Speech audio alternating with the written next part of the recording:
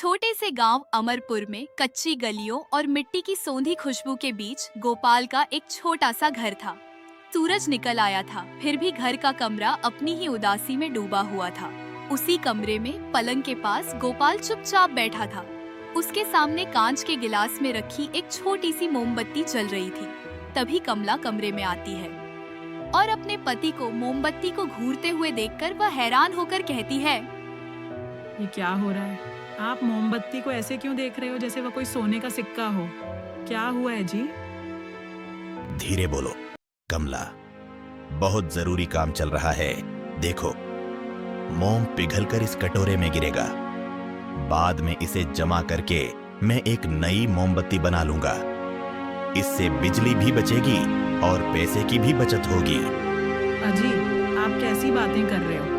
एक मोमबत्ती के पिघलने का इंतजार करने से अच्छा है कि कोई काम ढूंढकर पैसे कमाओ। यहाँ इस तरह वक्त जाया क्यों कर रहे हो? अरे कमला, तुम मजाक मत करो। इतनी सुबह सुबह मुझे काम पर नहीं जाना है। तुम जाओ, अपना काम करो और मेरे लिए नाश्ता लाकर दे दो।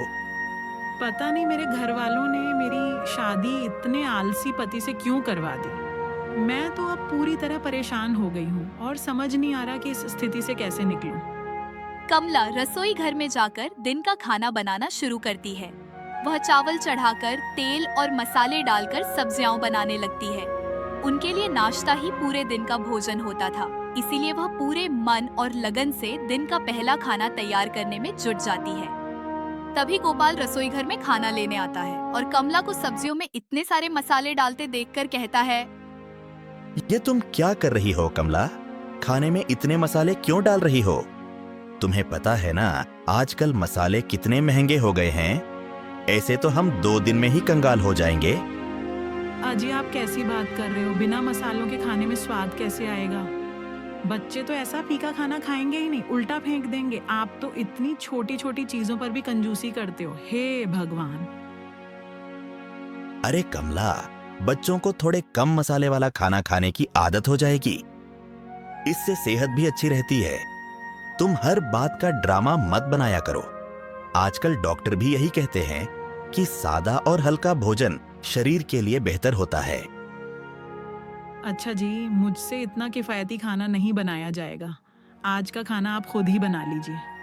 मैं जा रही हूँ कपड़े धोने। मेरे पास इतना समय नहीं है कि हर चीज में बचत के बारे में सोचती रहूं।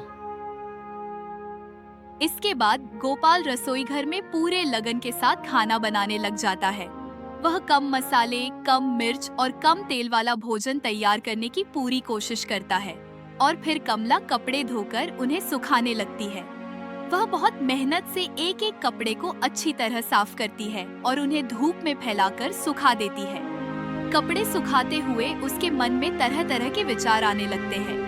वह सोचती है कि आज उसका पति कैसा खाना बना रहा है, क्योंकि यह पहली बार है जब वह रसोई में खाना बना रहा है।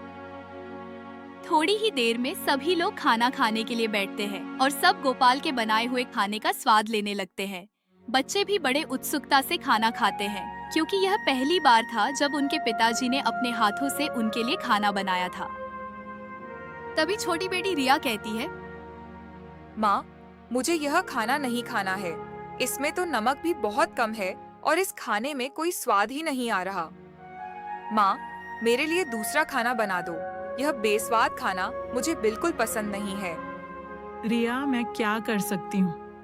तुम्हारे पिताजी मुझे खाना बनाने के लिए कुछ पैसे नहीं देंगे, इसलिए मैं तुम्हारी पसंद का अलग खाना नहीं बना सकती। तुम्हें इसी फीके खाने से अपना पेट भरना होगा। रिया, रिया, जिद मत करो। तुम्हें अनाज की कद्र करना सीखना चाहिए। तुम मेरे इतनी मेहनत से बनाए हुए खाने के बारे में ऐसा क्यों बोल रही हो? तुम्हें यह खाना पूरा खाना चाहिए। रिया की आंखों से आंसू निकलने लगते हैं, क्योंकि उसे वह खाना बिल्कुल भी पसंद नहीं आता। फिर भी वह बिना कुछ कहे चुपचाप अपना सारा खाना खत्म कर लेती है। थोड़ी देर में गोपाल घर के लिए कुछ राशन लेने बाजार जाता है। वह गांव के सबसे मशहूर बाजार में स्थित उम्दा चावल की दुकान के सामने आकर रुक जाता है और दुकानदार से कहता है, भैया, मुझे 1 किलो चावल खरीदना है। क्या भाव में मिलेंगे? कोई सस्ता भाव का चावल बताना, ऐसा जो पकने पर स्वाद भी दे और कीमत भी बहुत कम हो। भैया जी, बिल्कुल मिलेगा। देखिए, हमारे पास 50 रुपए किलो वाला साधारण लेकिन बेहतर क्वालिटी का चावल है जो रोजमर्रा के खाने के लिए अच्छा रहता है, और 15 रुपए किलो वाला थोड़ा कम क्वालिटी का है और थोड़ा पुराना भी है, पर पकने पर उसके दाने बहुत अच्छे से खिलते हैं। आपको जो पसंद आए वह ले लीजिए। अरे, इसमें सोचने वाली कौन सी बात है? मुझे 15 रुपए किलो वाले चावल 1 किलो तौल कर दे दीजिए। चावल तो आखिर चावल ही होता है, फिर महंगा खरीदकर पैसे क्यों बर्बाद करें? ठीक है भैया, जैसी आपकी मर्जी। मेरा काम तो बस आपसे पूछना था, बाकी आपका फैसला है। आपको जैसा सामान चाहिए वैसा ही दे दूंगा। दुकानदार गोपाल को चावल का थैला सौंप देता है। इसके बाद गोपाल चावल लेकर घर की ओर बढ़ने लगता है। वहाँ घर पर कमला अपनी बेटी की रुलाई शांत कराकर उसे समझाते हुए कहती है, देखो रिया, तुम अपने पिताजी की बातों का बुरा मत मानो। वे तो बस तुम बच्चों की अच्छी सेहत के लिए कम मसाले और कम तेल वाला खाना बनाना चाहते थे। तभी गोपाल वहाँ आता है और कमला से कहता है, ये लो कमला, इसमें 1 किलो चावल है, सिर्फ 15 रुपए किलो मिला। मुझे बाजार में इतना सस्ता चावल तो बहुत कम ही मिलता है। आज रात तुम इसी चावल से खाना बनाना और फिर देखना, बच्चे भी शौक से पेट भरकर खाएंगे। अरे, आपने इतने सस्ती कीमत वाले चावल क्यों खरीद लिए? गांव के लोग कह रहे थे कि ऐसे चावल प्लास्टिक के बने होते हैं और उन्हें खाने से कई लोग बीमार पड़ चुके हैं। गांव के लोगों की बातों में तुम मत पड़ो। वे तो बेवजह किसी भी बात की अफवाह बना देते हैं। ऐसा कुछ भी नहीं होता। तुम ये चावल पकाकर देखो, स्वाद में उम्दा होंगे। यही सब बातें कहते सुनते दिन समाप्त हो जाता है और सूरज ढलकर रात हो जाती है।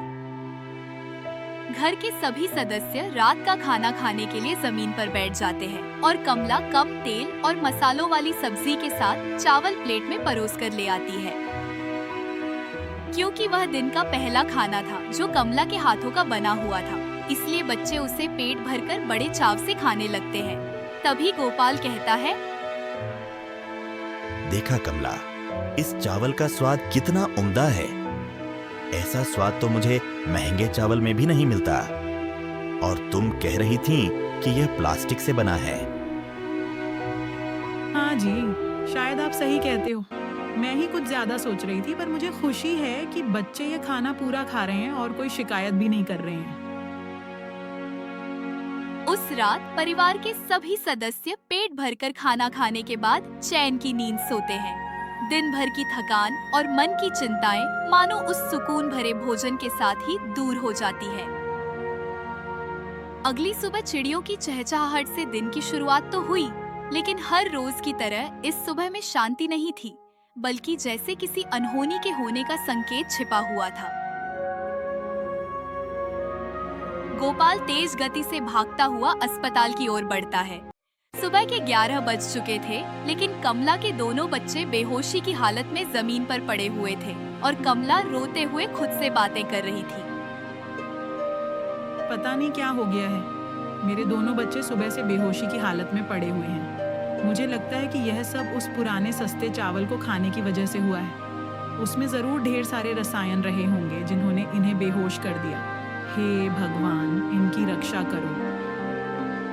तभी गोपाल डॉक्टर को घर लेकर आता है और वे बच्चों का जांच पड़ताल शुरू कर देते हैं। गोपाल चिंता भरी नजरों से बच्चों की ओर देखने लगता है और कमला बिना रुके रोती ही रहती है।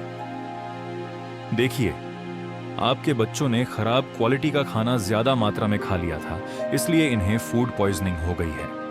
बेहतर यही होगा कि आप अस्पताल से मेरी बताई हुई दवाइयां लाकर इन्हें समय पर दें और आगे से इन्हें ऐसा खराब खाना कभी न दें। जी डॉक्टर साहब, आप सही कह रहे हैं। मैं आगे से इस बात का पूरा ध्यान रखूंगा कि ये लोग अच्छी क्वालिटी का सेहतमंद खाना ही खाएं। यह सुनकर डॉक्टर साहब वहाँ से चले जाते हैं। उनके जाते ही कमला और गोपाल आपस में बात करने लगते हैं। मुझे माफ कर दो कमला, मैं आगे से तुम्हारी कही गई सारी बातें मानूंगा और कभी भी ऐसा सस्ता चावल या कम कीमत वाला खाने का सामान नहीं लाऊंगा।